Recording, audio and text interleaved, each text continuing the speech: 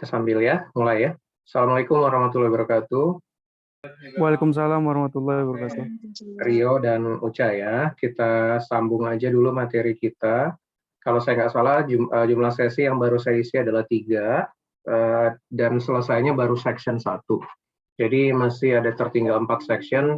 Rencananya masing-masing sesi itu adalah untuk bahas 1 section.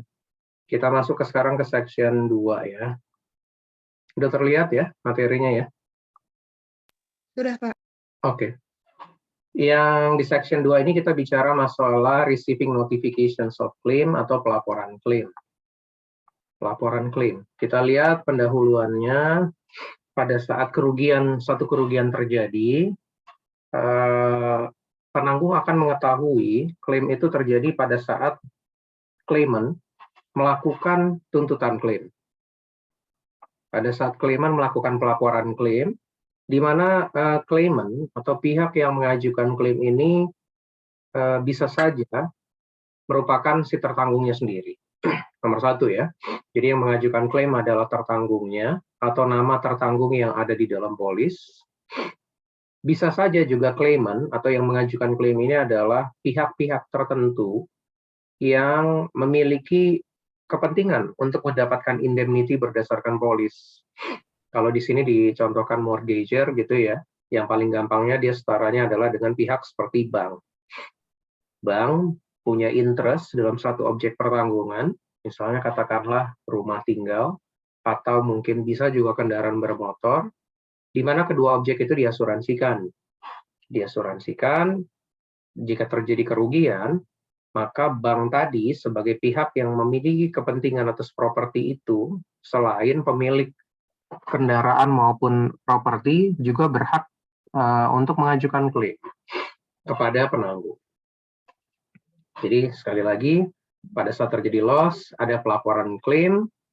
Pelaporan klaim itu dilakukan oleh pihak yang melakukan atau mengajukan tuntutan klaim yang bisa berupa pihak-pihak seperti yang ada di depan ini ya. Tertanggung, pihak-pihak yang memiliki kepentingan terhadap indemnity, seperti saya contohkan tadi bank gitu ya. Yang ketiga adalah pihak ketiga. Kalau kita bicara pihak ketiga, berarti kita bicara konteksnya adalah klaim-klaim yang bersifat liability. Yang dirugikan adalah pihak ketiga, tetapi perbuatannya adalah perbuatan dari tertanggung kita. Pihak ketiga bisa mengajukan klaim dalam situasi-situasi tertentu, khususnya polis liability. Itu poin nomor 1, menggambarkan pihak-pihak mana saja yang bisa mengajukan klaim. Lalu yang kedua, dalam introduction ini kita melihat cara pelaporan klaim bisa dilakukan dengan cara yang konvensional, seperti mengisi formulir klaim, itu nomor 1. Atau yang kedua, melakukan kontak kepada call center melalui telepon. Dan yang ketiga, melakukan pelaporan klaim melalui perantara. Bisa dalam hal ini adalah broker atau agent.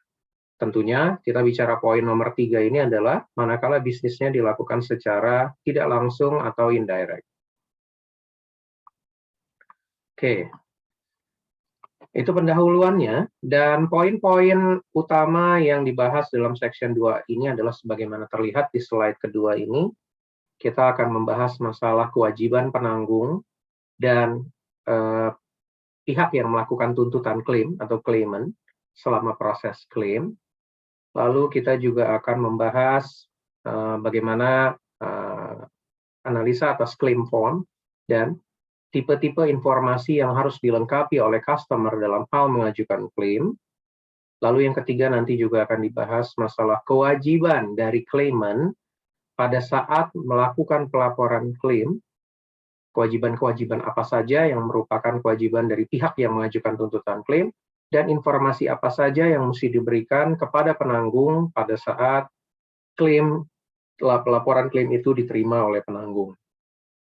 Itu ketiga.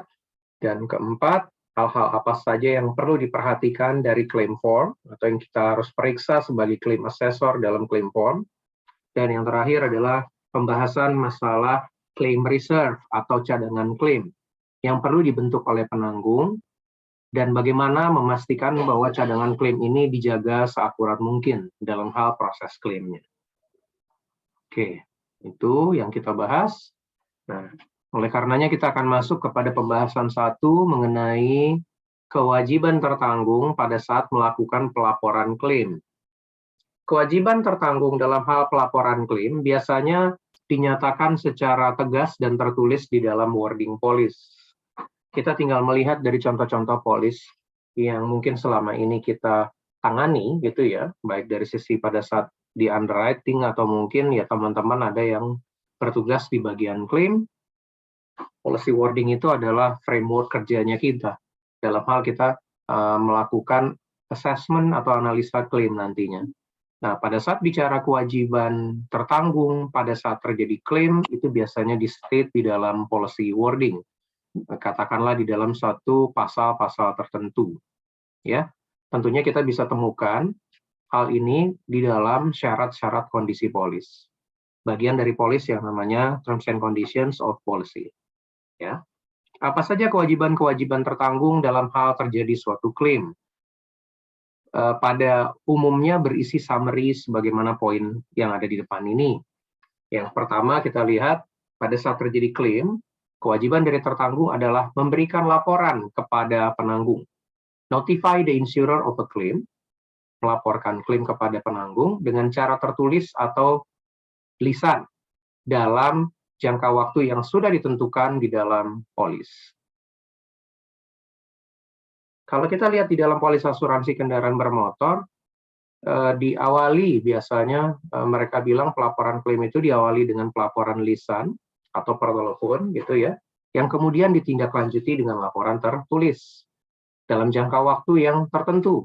Misalnya di dalam polis tersebut adalah 3 kali 24 jam. Tentunya antara wording yang satu atau kelas bisnis yang satu dengan kelas bisnis yang lain memiliki time frame yang berbeda-beda dalam hal kewajiban untuk melakukan pelaporan klaim. Tadi saya contohkan di kendaraan dia 3 kali 24 jam. Bisa jadi mungkin kelas-kelas bisnis tertentu akan memiliki time frame yang berbeda-beda. Yang perlu diperhatikan adalah jangka waktu yang di dalam polis disebutkan biasanya itu adalah dianggap jangka waktu yang wajar dalam hal terjadi satu klaim di kelas bisnis tersebut. Ini adalah yang ada di dalam wording. Polis standarnya kita bilang lah ya, atau bookletnya. Sesekali misalnya bisa jadi ada kelas-kelas bisnis tertentu yang akan membutuhkan jangka waktu pelaporan klaim yang lebih lama. Nah, manakala kita mau menyimpangi kondisi-kondisi yang ada di dalam booklet atau wording standarnya, biasanya nanti kita akan temukan ketentuan mengenai time frame pelaporan klaim ini dalam katakanlah klausul tertentu ya. Ya, bisa saja disebut sebagai loss notification clause-nya. Nah, tujuannya adalah memperpanjang jangka waktunya.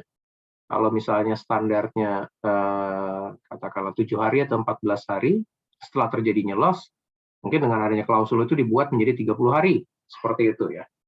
Jadi kita sebagai claim assessor lihat masalah pelaporan klaim ini adalah wording booklet atau standarnya bicara seperti apa, lalu apakah ada klausul tertentu yang katakanlah memberikan kelonggaran dari waktu standar yang ada. Tentunya dalam hal memproses klaim, jika klausul semacam itu ada, kita akan menggunakan klausul yang lebih spesifik. Ya, itu nomor 1, kewajiban tertanggung melakukan pelaporan klaim kepada penanggung dalam jangka waktu yang telah ditentukan oleh polis.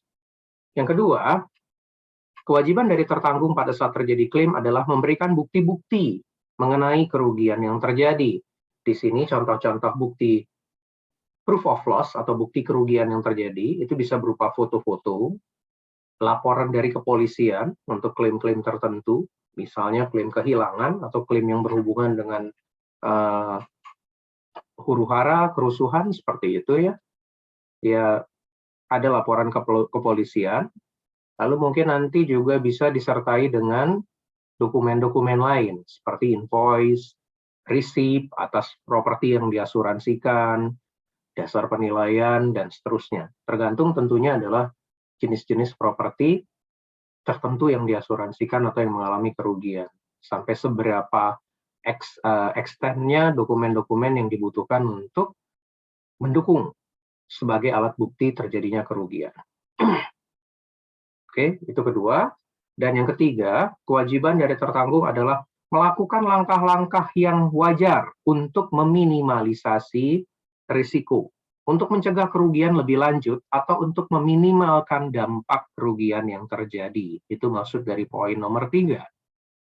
Sebetulnya, bicara poin nomor 3, reasonable step to diminish the risk ini adalah, kalau kita mengingat pelajaran kita yang terdahulu mengenai praktek asuransi, ini adalah bagian atau salah satu contoh dari kewajiban tertanggung yang bersifat implied duties atau tidak tertulis, ya. Tapi kadangkala mungkin untuk menghindari dispute atau perdebatan antara penanggung dengan tertanggung, pada akhirnya kewajiban-kewajiban yang implied itu pun dibuat juga menjadi ekspresif. Yang salah satunya adalah poin ketiga ini. Kita melakukan langkah-langkah yang dianggap wajar untuk meminimalisasi risiko atau kerugian lebih lanjut. Contoh konkretnya seperti apa? Kalau kita bicara kebakaran, misalnya memindahkan objek pertanggungan yang belum terbakar ke lokasi yang lebih aman, itu juga adalah salah satu langkah yang dianggap wajar untuk meminimalisasi kerugian. Contohnya ya, memindahkannya. Kalau yang meng-underwrite fire atau polis PSAKI, kalau saya nggak tahu ya kalau yang sekarang ya, agak lupa ya. Tapi dulu justru situasi seperti ini adalah masuk dalam ranah exclusions-nya atau satu kondisi yang tidak di-cover oleh polis ya. Ya mungkin dianggap pada saat melakukan pemindahan barang-barang ini khawatirnya ada risiko muncul tambahan yaitu risiko pencurian ya. Tetapi sebetulnya pada akhirnya apakah situasi seperti itu bisa di-cover atau tidak, kembali kepada tawar-menawar antara penanggung dengan tertanggung, kalau saya melihatnya ya. Satu, mungkin kita sebagai tertanggung bisa argue hal-hal semacam itu adalah sifatnya reasonable step tadi, untuk meminimalisasi kerugian. Kalau situasi seperti itu dicegah atau dikecualikan dalam satu kerugian, ya tentunya kita sebagai tertanggung akan memilih untuk tidak melakukan langkah-langkah tersebut, yang artinya juga akan menjadi satu kerugian bagi penanggung. Ya, oke, makanya itu sebetulnya di standar polis PSAKI kita mungkin masih mengadop seperti itu. Tapi kalau dikembalikan bahwa ini adalah bagian dari langkah dia, ya sebetulnya kurang fair juga kalau situasi seperti itu dikecualikan ya. Theft occur during fire yang saya bicarakan barusan. Oke, itu poin ketiga, kewajiban tertanggung untuk melakukan langkah-langkah yang dianggap wajar untuk meminimalisasi risiko lebih lanjut atau kerugian lebih lanjut. Dan kewajiban yang berikutnya, yang keempat adalah bertindak atau melakukan sesuatu ya dalam hal proses klaim ini dengan kejujuran gitu ya, dengan jujur, jujur ya, bersikap jujur kepada penanggung dalam hal proses klaim ini. Act with good faith. Oke, berikutnya kita lihat legal basis for insured obligations. Masih membicarakan seputar kewajiban tertanggung dalam hal terjadi klaim.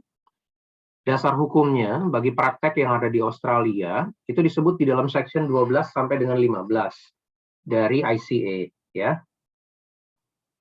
Undang-undang asuransi yang ada di Australia ya, ICA. Dia menggarisbawahi duty of utmost good faith. Kewajiban itikat baik, baik dari sisi tertanggung maupun penanggung, tentunya relevansinya dalam hal klaim adalah sebagaimana kita bisa lihat berikutnya. Dari sisi penanggung, duty of utmost good faith penanggung dalam hal proses klaim, dia harus melakukan pembayaran klaim jika memang sesuai dalam liability policy dan tidak mencari-cari atau memberikan kesulitan kepada tertanggung dari sisi technicalities, dari sisi jargon-jargon atau hal-hal yang bersifat teknis dengan tujuan hanya untuk menghindari pembayaran klaim. Jadi mungkin simplinya adalah kita bilang mengada-ngada dari sisi teknisnya. Nah itu dilarang oleh Section 12 dan 15 dari ICA di Australia berkaitan dengan duty of utmost good faith. Penanggung wajib untuk membayarkan klaim sesuai dengan polisnya atau liability-nya di dalam polis, dan dilarang untuk mencari-cari cara atau menyulitkan tertanggung dari sisi teknis, sekedar untuk menghindari pembayaran klaim atau menolak klaim. Itu kewajibannya. Dan dari sisi tertanggung, kewajiban mereka dalam proses klaim ini adalah act truthfully, bersikap jujur pada saat melakukan tuntutan klaim atau melakukan pengajuan klaim. Dan yang kedua adalah menyatakan atau memastikan bahwa di dalam claim form, informasi yang disampaikan di dalam claim form adalah informasi yang sebenar-benarnya. Poin nomor 1 berikutnya ya. The information given is true. Informasinya adalah informasi yang sebenarnya berkaitan dengan kerugian yang terjadi. Yang kedua, attest itu memastikan ya di dalam claim form bahwa nilai klaim yang diajukan juga tidak termasuk keuntungan di dalamnya. Jadi tidak ada unsur mencari keuntungan dari sisi tertanggung dalam hal mengajukan klaim kepada penanggung. Yang ketiga, memastikan bahwa kondisi-kondisi polis yang ada sudah dipenuhi atau dipatuhi. Itu yang ketiga. Yang keempat, memastikan bahwa tertanggung tidak mengakibatkan atau tidak menjadi penyebab kerugian terjadi. Itu ya. Yang poin pentingnya adalah penanggung bukan melakukan kerugian tersebut sebagai satu bentuk kesengajaan dari sisi mereka, dari sisi tertanggung. Atau berusaha untuk mencari keuntungan dari situasi kerugian. Ini kewajiban dari sisi tertanggung berkaitan dengan klaim. Apa yang disampaikan di slide sebelumnya adalah hal-hal yang membedakan dari duty of disclosure dari tertanggung. Duty of disclosure dari tertanggung pada saat melakukan akseptasi tentunya. Nah, jika tertanggung fails atau gagal untuk memenuhi ketentuan yang ada di dalam ICE yang saya sampaikan barusan, maka sanksi yang akan timbul atau yang bisa diambil penanggung terhadap kelalaian atau kegagalan memenuhi provisions tersebut adalah berupa penolakan klaim secara penuh atau penolakan klaim secara sebagian, tergantung dari besar kecilnya kesalahan yang dilakukan oleh tertanggung dalam hal misrepresentation atau non-disclosure ini. Ya, jadi gagal untuk memenuhi kewajiban-kewajiban yang ada disebutkan di depan ini, mengenai informasinya ternyata nggak benar, atau mungkin nilainya tidak wajar, ada keuntungan di dalamnya, kondisi polis ada yang tidak dipenuhi. Nah, maka penanggung punya hak untuk, tergantung ya, kadar kesalahannya atau kegagalannya. Kalau yang sangat berat tentu dia berhak untuk menolak klaim.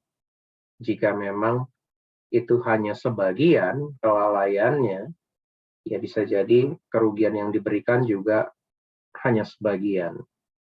Itu konsekuensi dari tidak memenuhinya ketentuan mengenai kewajiban tertanggung dalam hal terjadinya klaim tadi.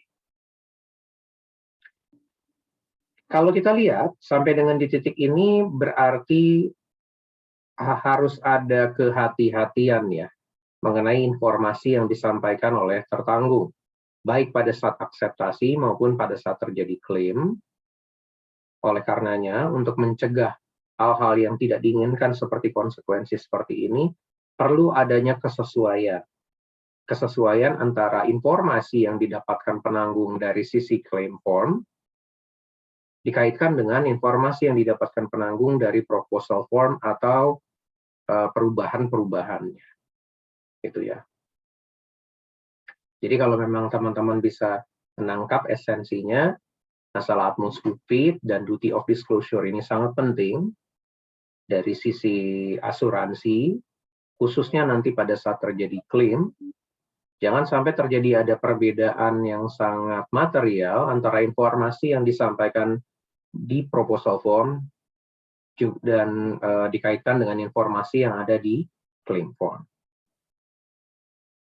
Ya tentunya kalau kita mereka-reka contohnya, misalnya katakanlah, kalau di dalam proposal form kita bilang yang memiliki interest adalah Tuan X, tapi kemudian pada saat terjadi klaim yang katakanlah mengajukan klaim itu adalah Tuan Y, perlu dipastikan betul-betul sampai sejauh mana hak atau interest dari Tuan Y ini untuk mengajukan klaim. Memang dia berhak atau tidak, memenuhi nggak ketentuan-ketentuan dalam polis. Kalau tidak, dengan adanya perbedaan nama dari dua sisi proposal form dan claim form ini, akan sangat krusial mempengaruhi nantinya besaran klaim yang akan diterima kepada tertanggung. Dari yang mulai ekstrimnya tidak ada pembayaran klaim sama sekali, kalau bisa dibuktikan bahwa Tuan Y ini tidak memiliki insurable interest, atau mungkin dia pada akhirnya hanya menerima sebagian. Kalau memang kemudian dapat dibuktikan bahwa hak klaimnya hanyalah mungkin sekian persen dari total klaim yang terjadi. Oke, seperti itu. Kalau nanti ada yang mau ditanya silahkan, kalau enggak saya lanjutkan. Berikutnya kita akan masuk ke sub pembahasan mengenai pelaporan klaim. Kondisi pada saat menerima pelaporan klaim. Kondisi di mana penanggung menerima pelaporan klaim. Kita lihat masuk ke cara-cara bagaimana tertanggung atau customer atau claimant bisa mengajukan klaim. Klaim bisa diajukan secara lisan lewat telepon. Klaim bisa diajukan secara langsung, tatap muka, antara tertanggung dengan wakil dari penanggung. Kalau kita bicara berarti di poin nomor 2 ini adalah tertanggung datang ke perusahaan asuransinya. Apakah ke cabangnya misalnya, atau mungkin ke kantor pusatnya. Untuk melakukan tuntutan klaim. Yang ketiga, pelaporan klaim juga bisa dilakukan melalui perantara. Tadi di awal kita sudah sampaikan, kita sudah bahas bahwa jika bisnisnya sifatnya indirect, atau menggunakan perantara, baik itu agent atau penanggung, atau broker, maka klaim bisa diajukan melalui dua perantara ini. Bisa melalui agent asuransinya atau melalui broker asuransi. Nantinya tentunya pihak-pihak ini akan membantu untuk melakukan pengurusan klaim kepada pihak penanggung atau perusahaan asuransi. Yang keempat, laporan klaim juga bisa dilakukan melalui media internet. Tentunya dengan asumsi bahwa kelas bisnis yang kita bicarakan adalah kelas bisnis yang memang memungkinkan pelaporan klaim dilakukan melalui internet, atau penanggung memang membuat platform tersendiri untuk melakukan hal tersebut. Ya, misalnya bisa jadi untuk kelas-kelas bisnis tertentu yang tergolong simple risk seperti kendaraan bermotor atau kebakaran untuk rumah tinggal, sudah bukan barang baru lagi bahwa pelaporan klaim bisa diajukan melalui website misalnya. Kalian mungkin akan bilang bahwa internet ini kan memang konteksnya bisa jadi lebar ya Pak ya. Jangan pakai email, jangan-jangan termasuk juga koridornya internet. Oke, gitu ya. Kita mengajukan surat tuntutan klaim melalui media elektronik. Tetapi sebetulnya lebih spesifiknya yang kita bicarakan nomor 4 ini adalah ada platform website untuk mengajukan klaim. Tertanggung bisa masuk ke dalam websitenya penanggung, lalu dia bisa mengajukan klaim lewat sana dengan mensubmit data-data tertentu. Itu ya. Itu cara-cara pelaporan klaim. Nah, kita lihat ya, beberapa poin-poin dari cara-cara pelaporan klaim tadi. Kalau melalui telepon, berarti klaim dilaporkan melalui call center. Pada saat melakukan pelaporan melalui sarana telepon, tentu pihak penerima, kalau kita bicara itu claim officer-nya, dia perlu melakukan rekaman. Merekam pembicaraan yang terjadi antara tertanggung dengan penanggungnya mengenai tuntutan klaimnya. Ya, tujuannya satu, dia biar nggak lupa, dan kemudian nantinya bisa untuk dianalisa lebih lanjut dari informasi-informasi yang ada. Poin nomor 3, kita lihat dari cara pelaporan klaim dengan cara telepon. Peran dari call center operator bisa saja menggunakan tenaga kerja langsung ya, orang maksudnya, tapi trennya juga bisa jadi call center operator ini menggunakan sistem. Jadi komputer sistem atau telepon yang di backup dengan komputer sistem gitu ya, untuk menerima laporan dan mengumpulkan laporan dari tertanggung untuk penggunaan nantinya. Karena sebetulnya kalau kita bicara pelaporan klaim 24 jam dengan menggunakan ini di backup oleh komputer sistem ya, ada call center operatornya. Ya kalau dia memang sudah tersistematisasi betul-betul dengan komputer, sepertinya saya nggak tahu kalau luar negeri ya, apakah dia udah ada betul-betul mesin semua yang melakukan itu. Tapi at least kalaupun itu masih di backup juga dengan tenaga kerja perorangan atau manual, apa-apa yang ditanyakan di dalam menggali informasi dari tertanggung itu sifatnya adalah udah computer system design or define. Jadi pertanyaan-pertanyaannya memang sudah ada. Ya kalau kita membayangkan sebetulnya adalah kayak ada SOP atau protokolernya, kayak misalnya kita bicara kartu kredit gitu ya, telepon ke kartu kredit. Kalau kita mau mematikan kartu kreditnya ataupun kita mau mengajukan hal-hal tertentu, itu prosedurnya sudah ada, yang itu di-define oleh komputer sistem gitu. Dia akan tanyakan misalnya beberapa informasi penting tertentu. Nah, kalau bisa bicara klaim adalah ya informasinya adalah informasi-informasi yang sudah ada di dalam komputer sistemnya yang nantinya akan ditanyakan dan dikumpulkan oleh si call center operator kepada tertanggung. Itu maksudnya poin nomor 3. Nomor 4, masih berkaitan dengan cara pelaporan klaim lewat telepon. Beberapa klaim-klaim yang sifatnya klaim-klaim kecil dan ada dalam kewenangan pihak tertentu atau di sini disebut adalah dalam call center operator. Ya, kita terima aja bahwa ini adalah referensi atau informasi dari Australia gitu ya, referensi book kita ya. Tentunya kalau kita kaitkan dengan praktek kita di Indonesia, maksud saya, sepertinya saya belum pernah mendengar bahwa call center operator itu sudah punya authority limits untuk meng-approve klaim-klaim tertentu. Ya, kalaupun dia bilang kendaraan bermotor, dia bisa decide, ya, mungkin kalian beberapa 1-2 akan merasa bahwa kendaraan bermotor bisa kok Pak, dengan dia lapor ke call center, semuanya diberesin sama call center, sehingga si orang tadi akan tinggal ke bengkel tunggu sampai selesai, mobilnya diperbaiki dan seterusnya. Tetapi kan konteksnya di sini adalah kalau kita bicara siapa yang melakukan settlement dari atau berwenang untuk melakukan penyelesaian klaimnya itu. Rasa-rasanya saya sih belum pernah dengar ya, call center itu punya authority limits untuk menyelesaikan satu klaim kendaraan. Menunjuk bengkelnya iya, tapi nanti akhirnya untuk memutuskan bahwa dalam limit-limit klaim tertentu itu bisa diganti atau tidak, sepertinya kalau untuk praktek di kita belum ada. Ya, entah mungkin ke depannya nanti untuk tuntutan pasar yang lebih complicated lagi, perlu kecepatan di sana, sebetulnya nggak ini sih, bukan suatu hal yang tabu ya, bahwa akhirnya akan dibagi limit-limit kewenangan tertentu dari yang paling besar sampai dengan yang paling depan, yang tentunya yang paling kecil ya, yang paling dekat dengan tertanggung. Oke. Itu masuk penjelasan saya di poin nomor 4. Dan yang kelima, untuk klaim-klaim yang sifatnya kompleks, sifat pelaporan klaim melalui telepon ini hanyalah sifatnya preliminary atau pendahuluan saja.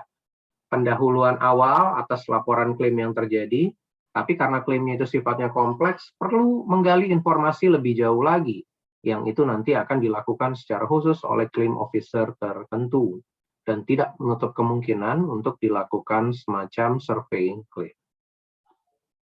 Oke, yang berikutnya kita lihat cara pelaporan klaim secara face-to-face. Tadi saya sudah sedikit sampaikan, claimant bisa datang ke perusahaan asuransi, dalam hal ini branch offices. Slide ini menunjukkan, ya kalau misalnya pun bisa dilakukan ke kantor pusat, dia akan melakukan ke kantor pusat. Nah, pada saat dia melaporkan langsung ke branch kita atau cabang kita, staf klaim yang ada di cabang akan melakukan penanganan klaimnya sesuai kewenangan yang dimiliki oleh staf atau cabang tersebut sampai dengan proses ke negosiasi dan settlement claims-nya.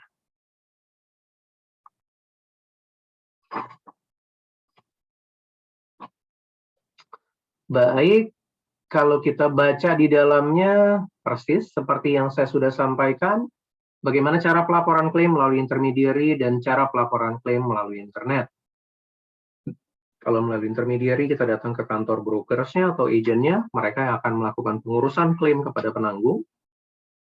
Kalau melalui internet, tadi lihat ya, di situ ada web systems dan email.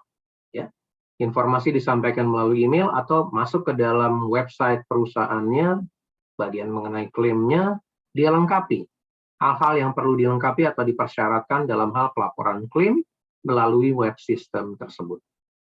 Metode ini dianggap akan memberikan manfaat biaya yang efisien ya, atau biaya yang murah karena tidak menggunakan tenaga kerja langsung. Tapi lagi-lagi catatannya adalah tidak semua jenis klaim bisa dilakukan secara utuh melalui media internet atau web systems ini.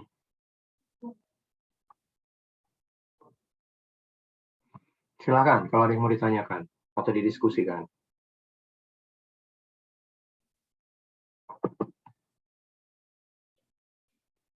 Baik, kalau tidak ada kita lanjutkan. Subbahasan kita berikutnya mengenai informasi yang perlu disampaikan tertanggung pada saat mengajukan klaim.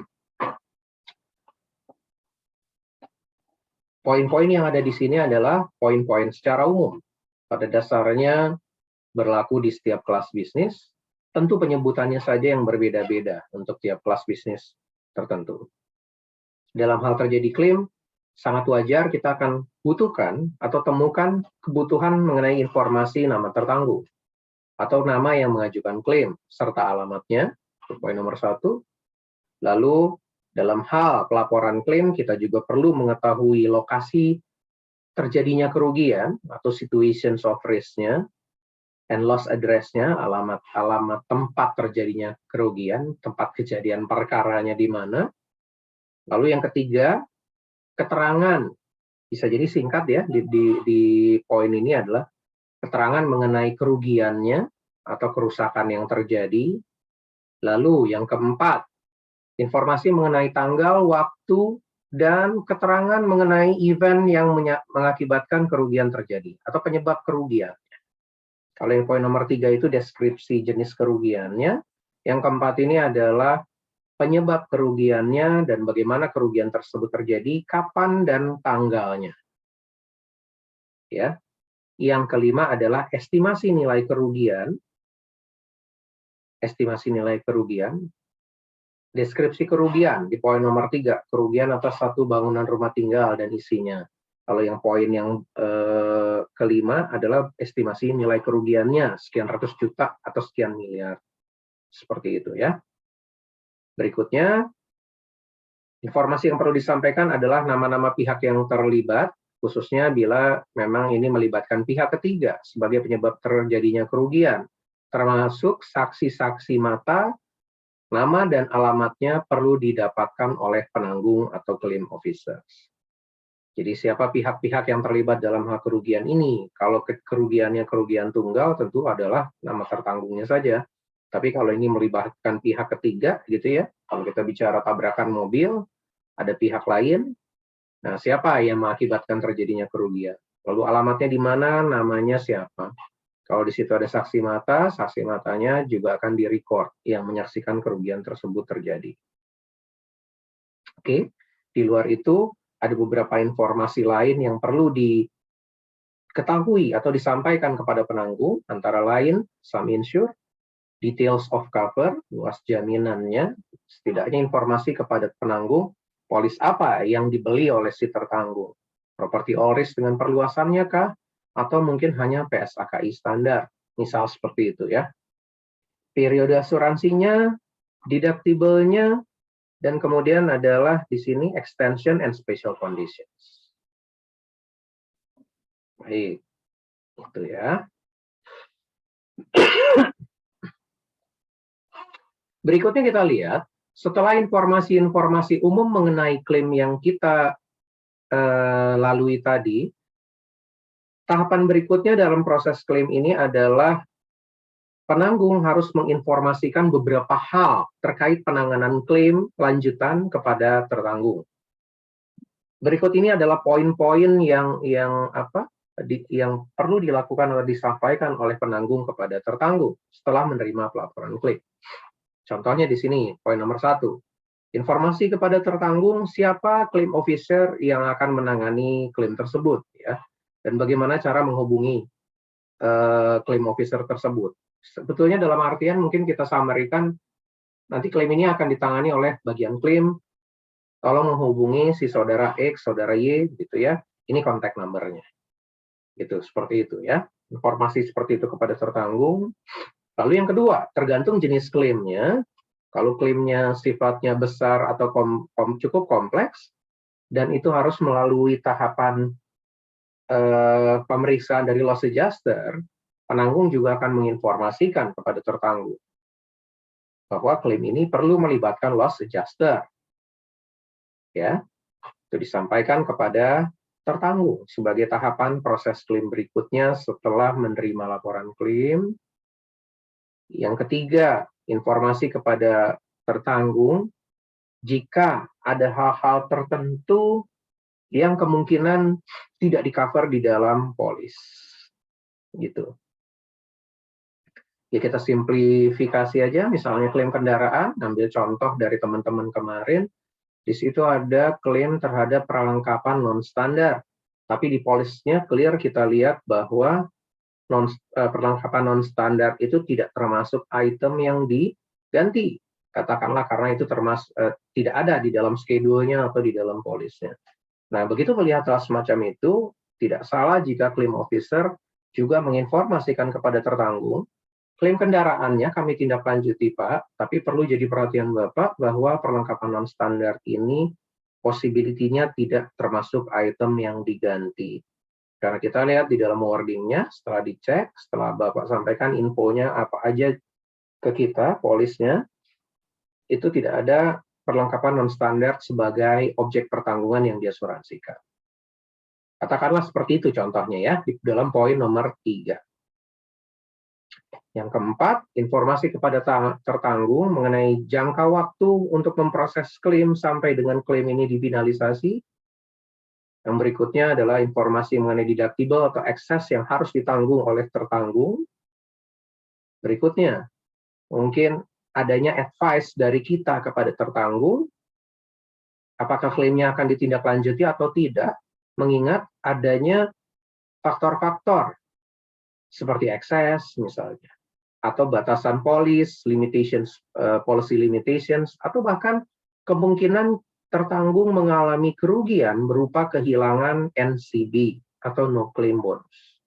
Ada dalam satu situasi tertentu klaim kendaraan tidak salah jika penanggung menyampaikan informasi kepada tertanggung. Ternyata setelah kita lihat kira-kira total klaimnya sekian. Dibandingkan dengan NCB yang akan hilang kalau Bapak mengajukan klaim itu akan sekian. Nah, itu kita sampaikan dulu kepada dia, apakah klaimnya mau diteruskan atau tidak.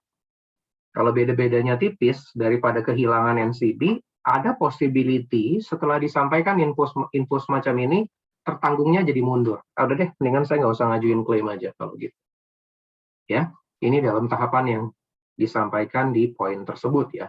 The economics of making a claim, considering excess, policy limitations, and any loss of NCB.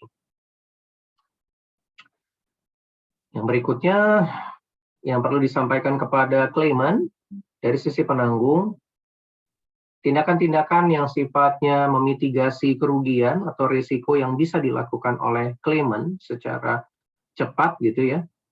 Misalnya mengangkat karpet-karpet yang basah di sini dicontohkan atau menggantikan genteng-genteng yang rusak ya. Sebetulnya tujuannya adalah untuk mencegah ya, jangan sampai muncul kerugian lebih lanjut. Kalau genteng rusak itu bisa dia ganti dulu, walaupun belum ada pembayaran klaim. Tentunya ini akan mencegah jangan sampai ada kerugian akibat air hujan dalam hal ini. Toh kalau memang nantinya ini juga termasuk item yang diganti, ya tidak salah. Misalnya penanggung atau claim officer menyampaikan secepatnya, walaupun dalam proses, tolong Pak, silakan juga itu diganti beberapa item tersebut, atau mungkin dipindahkan nih objek-objek tertentu untuk menghindari kerugian lebih lanjut. Atau kalau memang itu bagian dari itemnya, termasuk item yang menjadi liability-nya penanggung. Berikutnya informasi mengenai preferred suppliers. Jika memang objek pertanggungan tertentu sifat ganti ruginya adalah berupa replacement, begitu diambil replacement, kita ganti barang yang rusak dengan barang yang baru, misalnya seperti itu ya. Penanggung bisa menunjuk supplier tertentu yang merupakan rekanannya penanggung. Dengan menggunakan rekanan tersebut, berharap harga untuk mengganti kerugian tersebut lebih murah karena adanya diskon yang mungkin diperoleh penanggung dari suppliers. Tentunya jika hal ini mungkin dilakukan atau appropriate untuk dilakukan.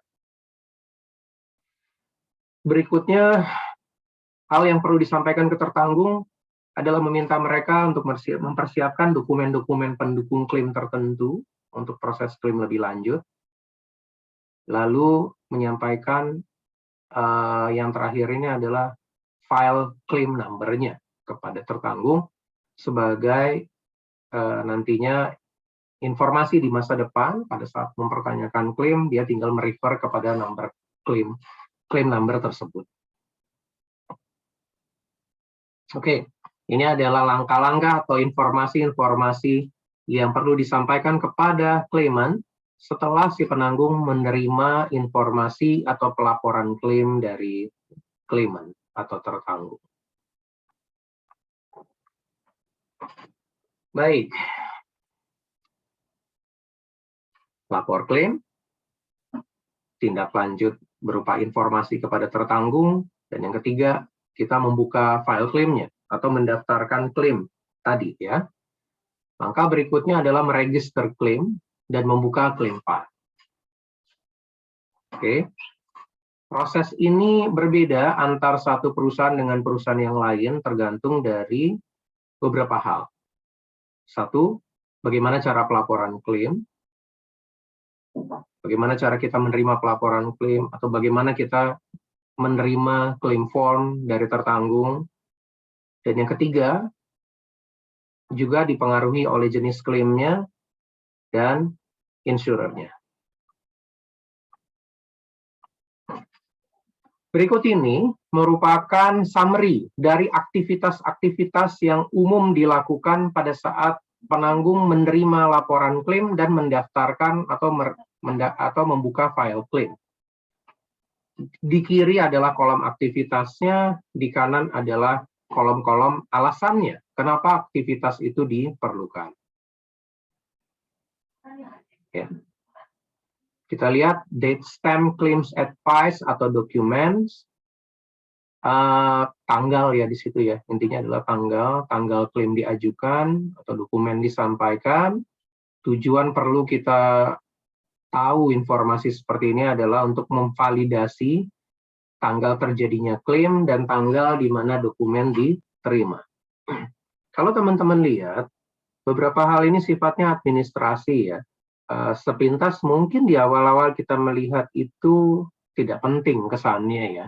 Tetapi seiring berjalannya waktu, apalagi kalau yang menangani klaim betul-betul ya, dia akan melihat bahwa penting sekali korespondensi kita, dokumentasi kita, itu terrecord dengan baik, even termasuk tanggal-tanggalnya. Karena tidak jarang nanti pihak tertanggung beserta perwakilannya, brokers dalam hal ini, dalam hal proses klaim atau negosiasi klaim, mereka betul-betul memperhatikan masalah tanggal tadi. Ya bagian dari kecepatan klaim kita ya. Nanti tergantung dari size bisnisnya juga besar, date itu matters gitu ya.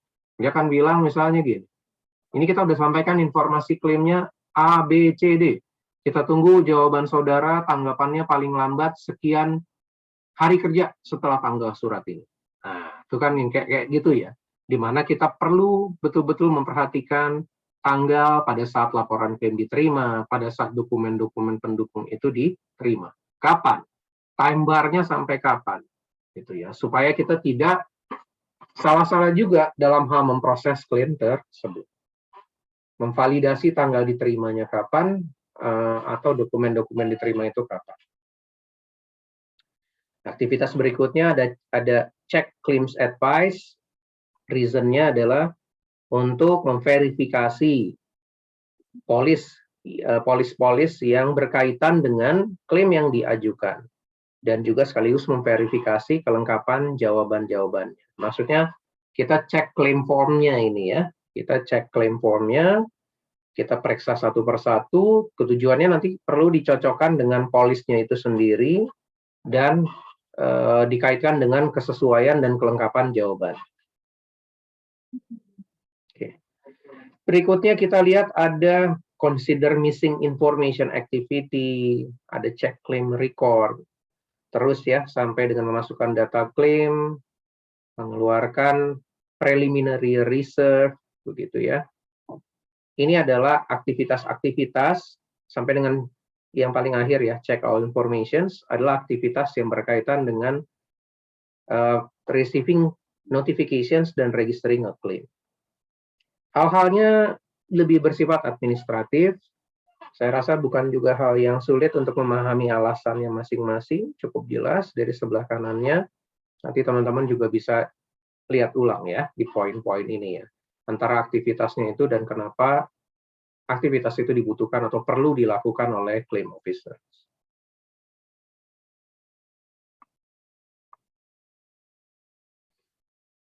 Oke.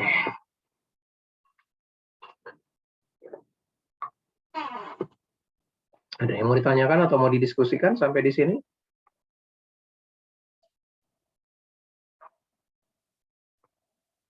Baik, kita lanjut ya kalau gitu ya. Berikutnya kita akan mendiskusikan masalah cadangan klaim. Atau kita lihat dari judulnya ini adalah setting claim reserve or claim estimations ya. Setting a reserve. Apa sih sebetulnya yang dilakukan dalam hal menetapkan cadangan klaim? Ini sebetulnya kita mencoba melakukan identifikasi atau mengestimasi seakurat mungkin berapa biaya klaim yang akan menjadi beban kita sebagai penanggung dari tahap awal sampai dengan nanti klaim itu diselesaikan. Ini yang dimaksud dengan reserving atau claims setting a claims reserve. Ya, kita mencoba mencari nilai beban klaim yang mungkin ditanggung oleh kita sebagai penanggung dari awal sampai dengan akhir. Ya, untuk menentukan berapa besarnya nilai cadangan klaim tersebut atau reserve amount tersebut, kita bisa melihat total biaya yang mungkin kita tanggung dengan memperhatikan informasi-informasi yang ada saat ini dan informasi-informasi yang mungkin kita akan dapatkan di masa depan. Esensinya seperti itu ya. Jadi katakanlah misalnya kalau mau mencontohkannya, tergantung jenis klaimnya. Pada saat kita lihat di lapangan ternyata, satu ya di lapangan pada saat kita cek di lapangan, atau katakanlah berdasarkan informasi dari tertanggung sendiri. Claim formnya dulu deh, jangan langsung pengecekan ke lapangan atau survei claim. Pada saat kita menerima laporan klaim dari si tertanggung, lalu kita buka file klaimnya, lalu kita setting reserve amount-nya. Pas kita current information ya, kalian garis bawahi considering current information. Info yang masuk saat ini apa-apa aja, claim form dari tertanggung. Salah satunya disertai dengan beberapa evidence dokumen dari si tertanggung juga. Dari ceritanya kita bisa melihat, katakanlah misalnya, oh yang terbakar hanya bagian atap rumahnya saja. Tentu dengan informasi current seperti ini, pada saat reserving, bukanlah satu kondisi yang wajar kita menentukan reserve amount-nya itu sebesar harga pertanggungan. Seperti itu ya. Kenapa? Karena loh, dari ceritanya si tertanggung aja, pada saat dia melakukan pelaporan klaim, dia describe event-nya, penyebabnya apa, termasuk juga bagian mana yang mengalami kerusakan. Dia bilang katakanlah cuma atap rumahnya aja. Kalau atap rumahnya, ya tentu reserve amount-nya tidak mungkin dong kita asumsikan itu total loss gitu. Seperti itu ya. Kalau kita mau mencontohkan what is current information yang dimaksud di sini. Atau nanti informasi-informasi tambahan yang kita dapatkan. Pada saat survei ternyata. Kalau yang current-nya itu adalah berdasarkan claim form, kita baru cuma dapat informasi kerugian katanya atap. Tapi begitu kita nanti survei, katakanlah kelihatan tuh masih surveyor. Oh, ternyata yang kebakar bukan cuma atapnya. Dari atapnya itu dia jatuh ke bawah, merusak beberapa properti di bagian bawah bangunannya. Nilainya belum bisa dipastikan seberapa akuratnya, tapi item-item yang mengalami kerugiannya ketahuan. Nah, di situ ditambahkan lagi, di luar dari informasi yang dari tertanggung, plus pengamatan lapangannya, barulah kita ketemukan reserve amount-nya kira-kira berapa. Itu satu faktor ya, dari loss-nya. Nanti katakanlah begitu lihat file claim-nya, di sana kita lihat dari wording policy-nya, oh di sana ternyata ada pembatasan-pembatasan dalam bentuk policy limits. Oh ternyata di sana ada excess atau deductible. Hal-hal ini tentunya dapat mempengaruhi perhitungan claim officer dalam hal menentukan nilai reserving. Claim reserve pada saat claim dibuka gitu ya filenya. Gitu ya. Nah, apa-apa yang saya ceritakan barusan, ini berkaitan dengan poin nomor 3, initial claims estimate ya, itu dilakukan berdasarkan apa? Berdasarkan dari pengalaman-pengalaman pribadi dari si claim assessor atas claim sejenis. Dengan melihat data klaimnya, dengan melihat di lapangannya, lalu dia bisa membuat perkiraan berapa estimation atau reserving claim tersebut. Atau dia menggunakan sistem komputer, melakukan estimasi kasarnya ya, bulk estimate generated by computer. Jadi menggunakan bantuan dari komputer, diperkirakan kerugian kasarnya seperti apa. Ya. Bisa seperti itu, atau tidak berlebihan dengan cara-cara yang saya bilang tadi. Ngelihat info yang kita dapatkan berdasarkan dari tertanggung, lihat wordingnya, lihat kondisi lapangannya, lalu si claim officer akan memperkirakan berapa claim reserve-nya. Oke, kenapa kita perlu melakukan estimasi nilai claim pada saat awal proses claim dilakukan? Atau reserving itu penting kenapa? Untuk memastikan ya, untuk mengukur dan memastikan bahwa laporan keuangan yang kita terbitkan nanti itu akurat, mencerminkan potensi liability yang masih ada atau mungkin nanti menjadi beban dari perusahaan kita. Jadi kalau kita nggak melakukan claim reserving pada saat awal terjadi claim, kita terlalu optimis gitu ya, nilainya tidak akurat, ya tentu laporan keuangan yang dihasilkan pada saat tutup buku itu tidak mencerminkan kondisi finansial perusahaan yang sebenarnya dari sisi aspek liability-nya.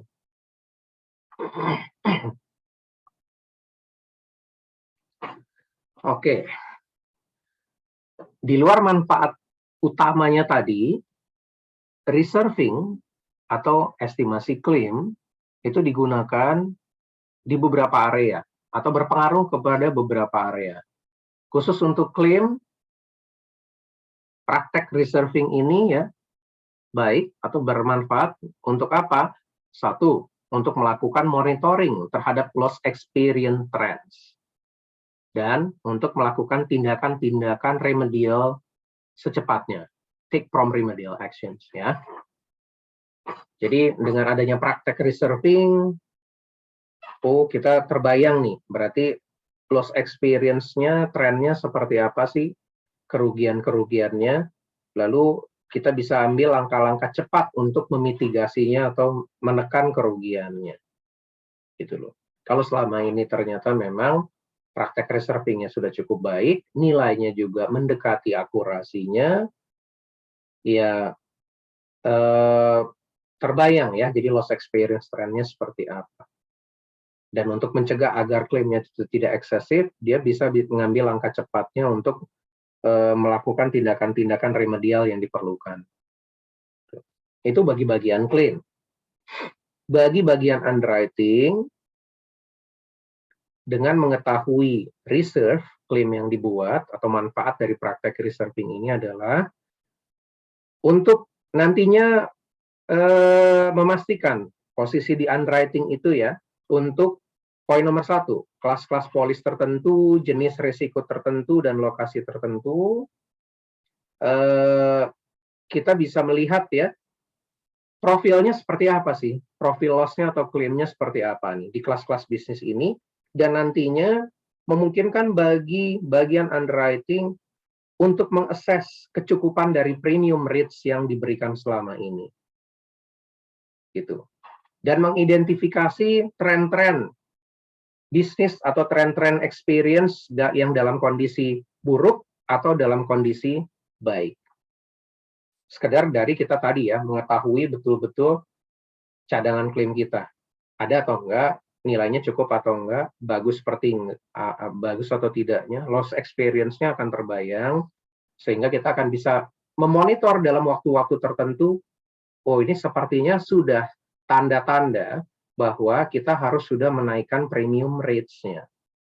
Trennya cenderung meningkat nih, beban klaim kita. Terbukti dari adanya peningkatan klaim reserving yang cukup signifikan atau klaim dalam prosesnya tadi ya. Jadi reserve bermanfaat juga bagi bagian underwriting nantinya untuk menilai posisi underwriting di kelas bisnis tertentu dan jenis risiko tertentu. Untuk menentukan apakah sudah waktunya kita perlu menaikkan premi atau tidak, premium rates ya. Baik, manfaat bagi advice experience rated insured. Ini bagi tertanggung sebetulnya ya. Manfaat reserving bagi tertanggung. Ya, asumsinya berarti kalau informasi ini adalah disampaikan juga kepada tertanggung, lalu tertanggungnya ini tipenya yang mau menghitung berapa truly cost-nya dia ya, atau preminya dia, sehingga dengan begitu dikasih, ini loh loss experience Anda, ini loh klaim-klaim yang masih reserve atau under dalam prosesnya Anda. Oh, berarti kalau dikenakan premium adjustment sama si tertanggung, dia bisa memahami background kenapa hal itu dilakukan. Karena memang claim patterns-nya, claim trends-nya itu disampaikan dengan baik oleh si penanggung. Ya tadi ya, dengan menyampaikan reserve-nya tadi. Jadi mungkin kalau agak membingungkan, simplinya adalah dengan melakukan pencatatan klaim yang baik, khususnya dalam hal klaim reserving sekalipun, walaupun ini klaimnya belum klaim final ya, dan disampaikan secara berkala kepada pihak-pihak tertentu, baik klaim, underwriting, atau even tertanggung, yang sifatnya experience rated insured nih ya, nantinya bisa dilakukan satu correction action ya kepada pihak tertanggung, dan memahaminya seharusnya lebih mudah bagi mereka. Oh ya, kita trennya lagi buruk nih. Wajar jika ada premium adjustment dari sisi penanggung. Tapi kalau dia lihat bahwa, who knows ya, siapa tahu mungkin pembebanan preminya eksesif gitu ya.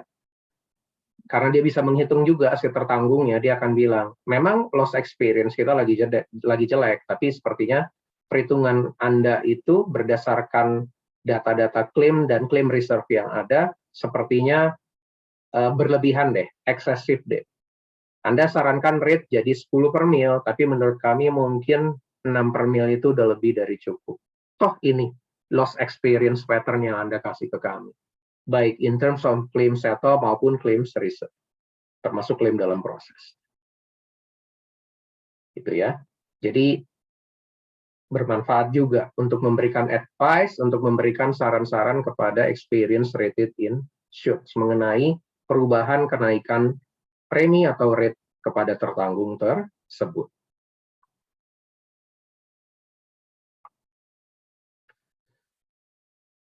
Reserve perlu dimonitor setiap waktu dan dilakukan penyesuaian selama siklus hidup dari klaim tersebut ya, throughout the life of the claims.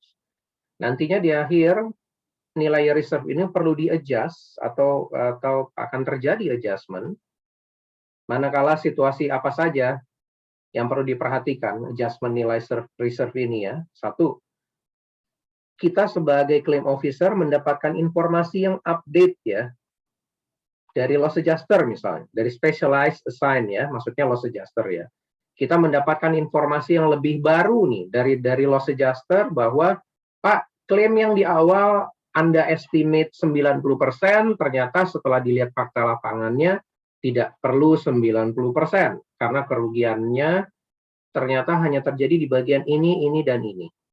Jadi kami akan sampaikan revisi dari nilai PLA-nya seharusnya adalah 50% dari total sum insured.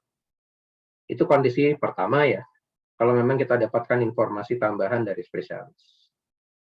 Atau kedua, nilai reserve itu juga perlu disesuaikan begitu ada serangkaian pembayaran klaim, tapi belum pembayaran full. Mungkin ada beberapa kali pembayaran klaim, atau di awal ada permintaan interim payment, pendahuluan dulu dari total klaim nanti yang akan dibayarkan. Kita buka estimate atau reserve claim sebesar 2 miliar.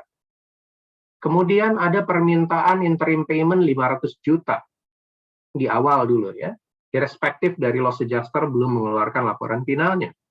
Maka setelah adanya progressive payment berupa interim payment ini sebesar 500 juta, maka sisa reserve yang perlu dicadangkan oleh penanggung hanya tersisa 2 miliar dikurangi 500 juta, atau sisanya 1,5 miliar. Seperti itu ya. Itu contohnya nih, di mana reserve perlu di-adjust. Dan tentunya kondisi paling akhir di mana reserve perlu di-adjust adalah pada saat klaim itu sudah final. Sudah ketemu nilai definitnya, sudah dibayar nilai definite yang disepakati kedua belah pihak ini, ya tentunya adjustment-nya menjadi kita hilangkan ya, karena jatuhnya klaimnya sudah settle. Kalau tidak dihilangkan tentunya menjadi double counting ya. Kita sudah settlekan, sudah finalisasi, tapi reserve-nya atau S-nya masih ke bawah-bawah terus. Nah, itu tentunya akan menghasilkan nilai beban klaim yang tidak akurat kalau tidak dilakukan adjustment. Jadi kenapa perlu dilakukan adjustment? Kita di awal bikin estimasi atau reserving adalah untuk mencerminkan posisi keuangan yang relatif akurat, dan pada saat akhir perlu kita sesuaikan sesuai dengan kondisi final klaimnya. Oh ya, contoh saya barusan adalah klaim dibayarkan. Kalau ternyata begitu difinalisasi klaimnya itu ternyata ditolak, tentu nilai reserve-nya juga akan jadi 0. Tapi di sana tidak ada beban klaim dalam bentuk klaim settle ya, karena klaimnya ditolak. Atau alternatif lain, klaimnya ternyata di-withdraw, ditarik oleh si tertanggung. Dia nggak jadi ngeklaim. Maka reserve-nya pun harus dihilangkan juga, di-endorse lagi, dihilangkan. Ya, ketiga situasi itu adalah situasi di mana klaim sudah difinalisasi, dibayar, ditarik kembali oleh tertanggung, atau klaimnya ditolak oleh penanggung.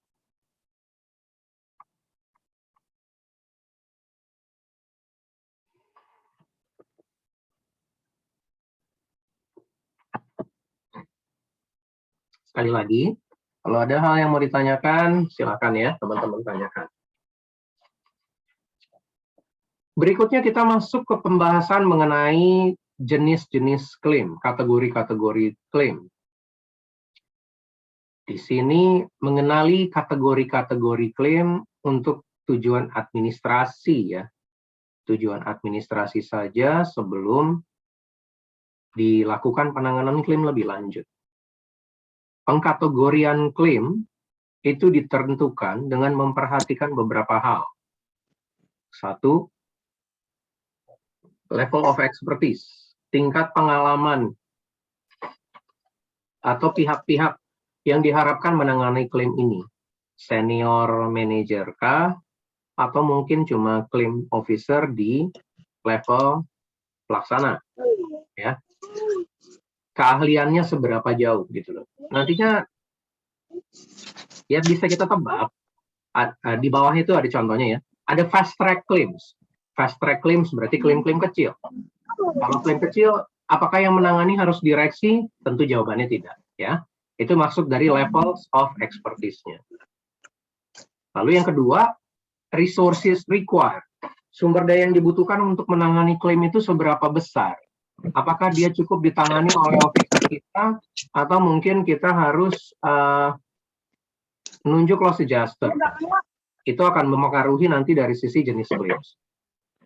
Lalu yang ketiga, bagaimana klaim itu ditangani secara efektif dan diselesaikan secara efektif.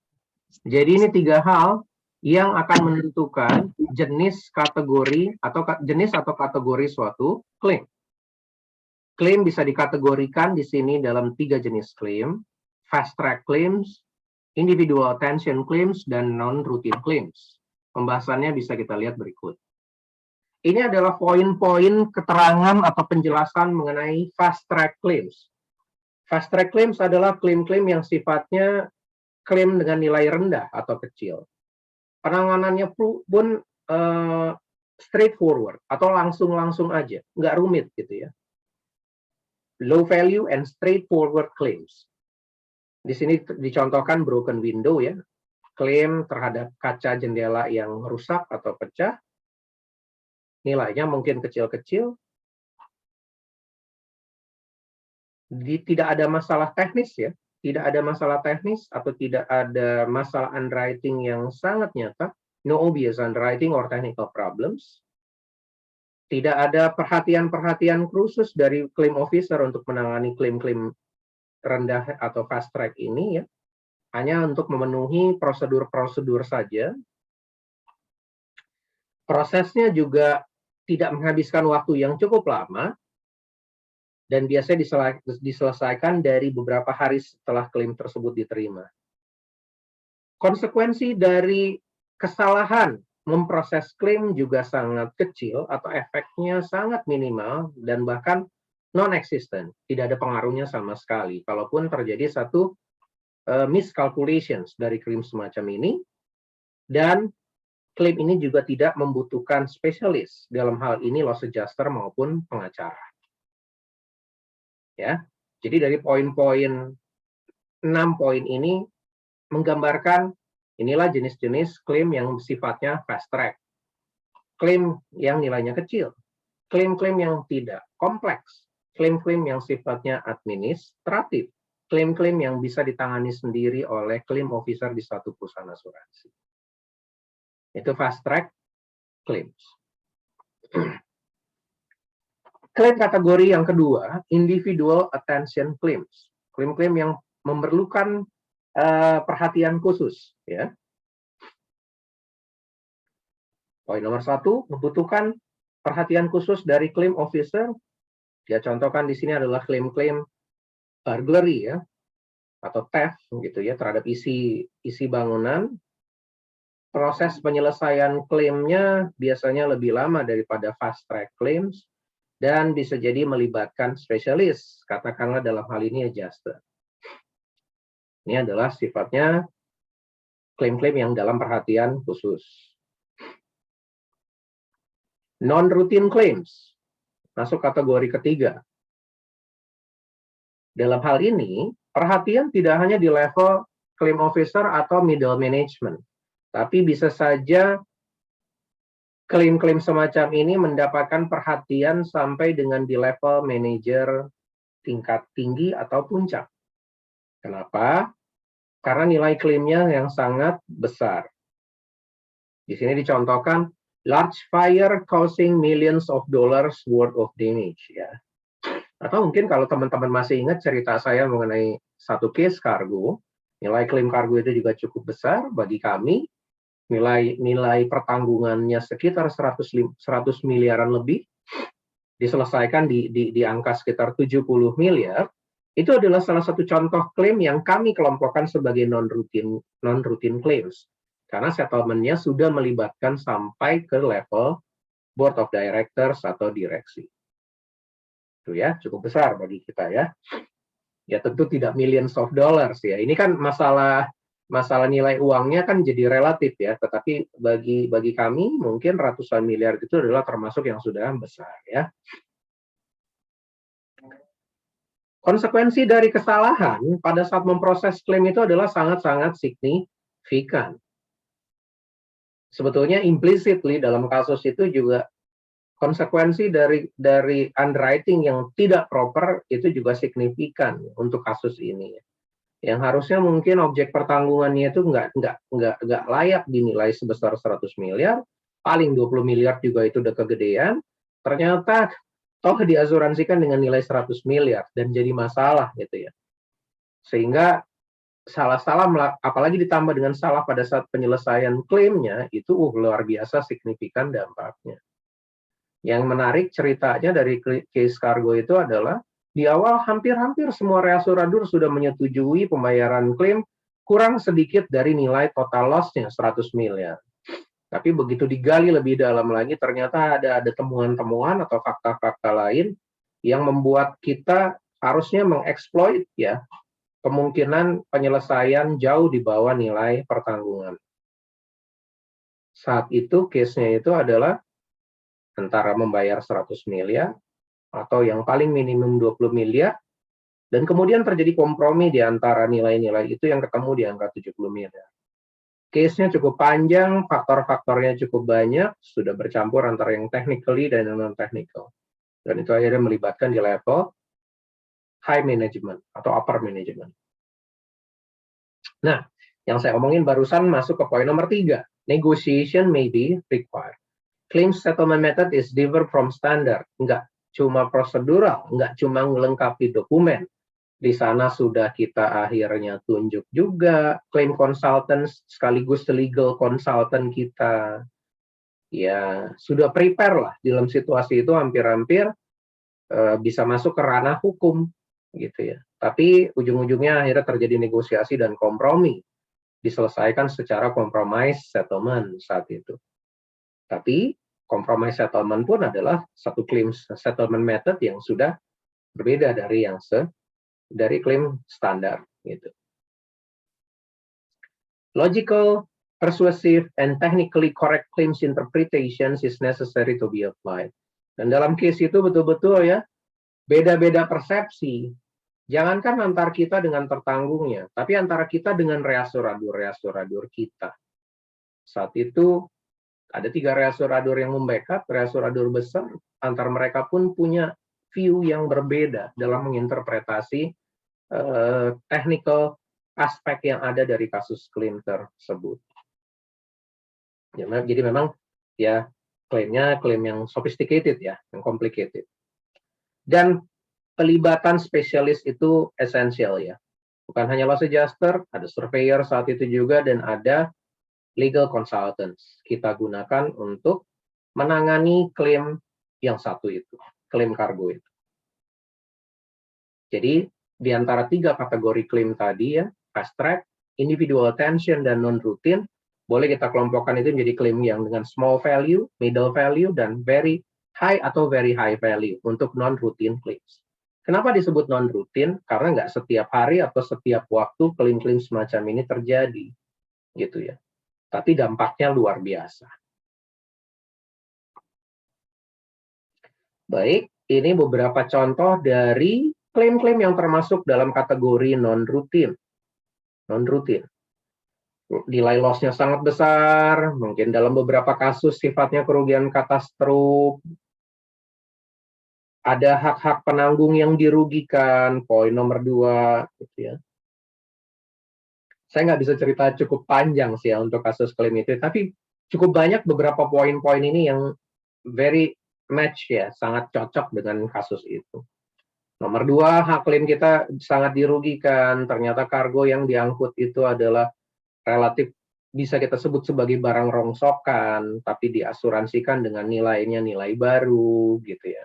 Sehingga berkaitan dengan poin nomor 3, dicurigai ada unsur kecurangan atau kejahatan di dalamnya, even termasuk penyebab-penyebab klaimnya. Tapi pada saat mau dieksploit ranah seperti itu, pertimbangannya luar biasa dari berbagai sisi ya. Bukan hanya sekedar technically, tapi secara komersial. Even berhubungan dengan sumber-sumber bisnis kita, seperti yang tadi, seperti yang beberapa waktu lalu saya pernah cerita dengan bank. Walaupun banknya nggak terlibat secara langsung, masuk nih sebetulnya poin-poin ini ya. There are several parties involved.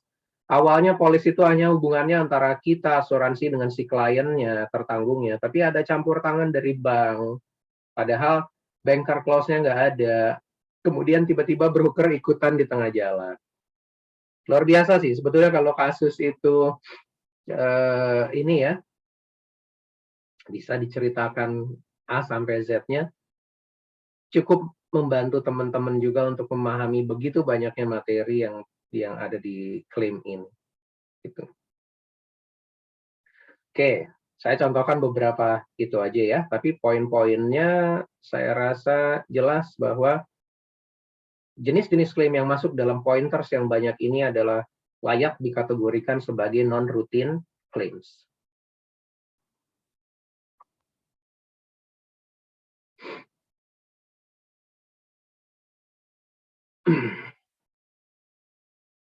Baik, setelah membahas kategori klaim, kita akan melihat aktivitas-aktivitas setelah kita melakukan pencatatan klaim.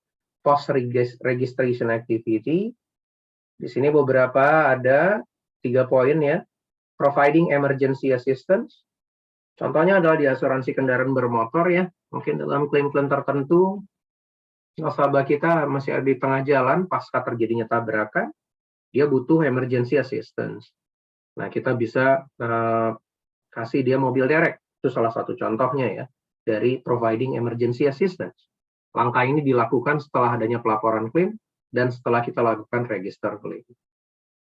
Berikutnya, langkah yang perlu kita lakukan bisa jadi adalah melakukan pelaporan kepada reasuradur untuk tentunya mendapatkan recovery nantinya. Dan yang ketiga adalah appointing specialist, apakah loss adjuster, lawyer, legal consultant, atau pihak-pihak lain. Oke, ini deskripsinya, tapi kurang lebih seperti itu yang saya contohkan barusan. Walaupun tidak melulu, emergency assistant ini kaitannya dengan kendaraan bermotor.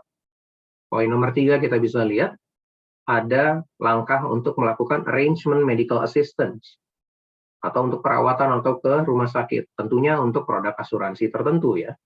Katakanlah produk asuransi kesehatan, gitu ya. Apapun itu, sifatnya adalah layanan yang sifatnya membantu kondisi darurat dari tertanggung kita. Bisa juga dalam konteks kita emergency assistant itu mungkin menunjuk supplier kita ya, pada saat perlu perbaikan-perbaikan dari bangunan yang mengalami kerusakan. Gitu, untuk sementara waktu terlepas dari kita belum melakukan finalisasi klaim.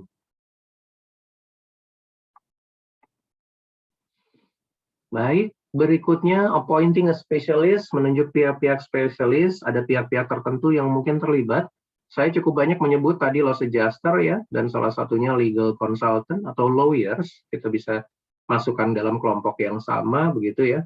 Legal consultant dengan lawyers, loss adjuster, ini yang paling banyak.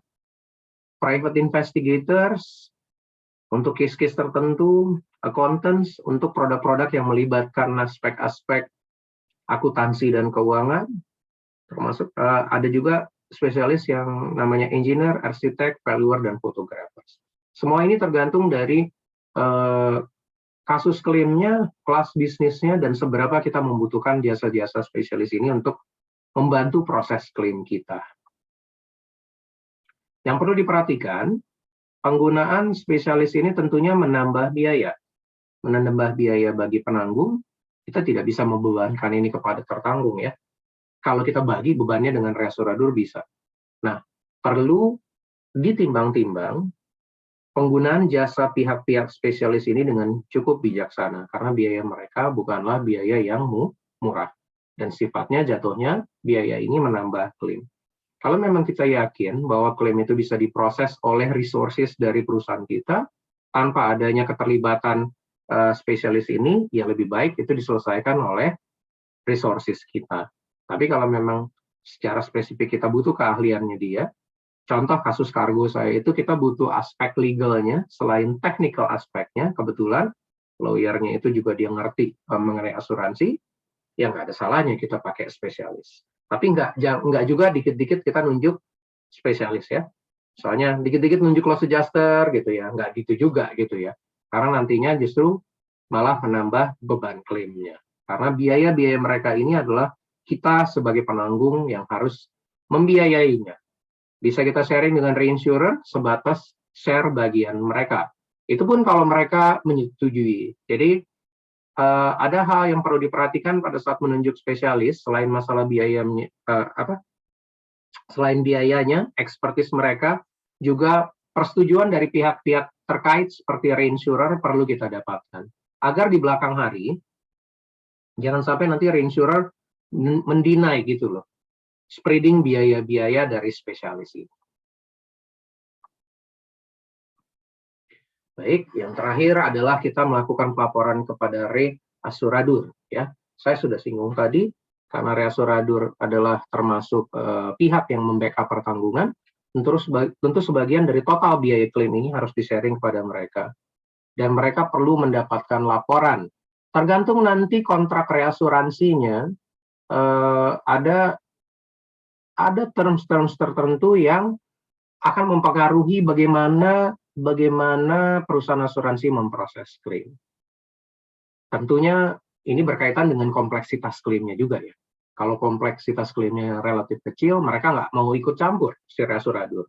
Tapi makin kompleks dan makin besar nilai klaimnya, maka reasuradur biasanya akan mengexercise terms-terms dalam kontrak reasuransi mereka dengan Ciden untuk ikut campur tangan dalam hal proses klaimnya. Kalau memang di situ contohnya melibatkan claims cooperation clause, nah di situ yang paling middle tuh keterlibatan reasuradur dalam hal penanganan klaim. Yang paling minimnya adalah dia bilang kalau menunjuk loss adjuster, kalau menunjuk spesialis, kalian kasih tahu dulu ke kita ya. Nanti kita mau lihat orangnya memang oke apa enggak, kita setuju apa enggak dengan biaya. Tapi ada juga terms yang sangat ketat dalam hal penanganan klaim dari sisi reasuradurnya, misalnya dia bilang full claim control clause, ya. Jadi kalau yang satu itu jangankan cuma nunjuk loss adjuster, even nanti pada saat decision untuk bayar dan membayarkannya juga reinsurer kepingin ikut campur tangan.